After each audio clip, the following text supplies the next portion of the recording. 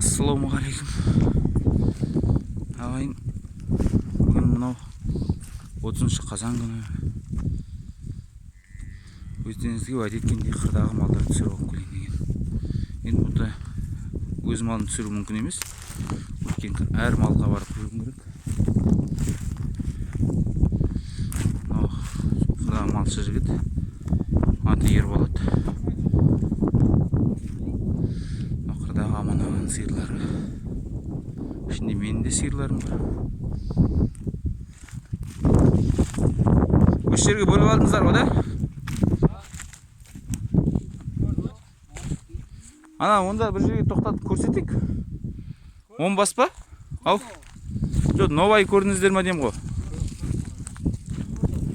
Шамасын. Қанша бастай? 10 бастай бар деді ғой. Соны менің 2 баспағынан басқасы бар деді ғой. Түгел кетеді деді ғой. Мына кішкентай ала кімдікі? Айдарбектікі ма? Сол кішкентай ала Айдарбектікі деді. Осы кішкентай ала Айдарбектікі, одан басқалары болып тұр ғой. Мына күрендер болып тұр ғой да. Күрен ана ар жағында кетіп жатқанша. Ұрғаш екен ғой. Менің бір сиырым мынау. Ақиық деген сиыр. Міне осы сиыр. Тағы да сиырлар бар енді.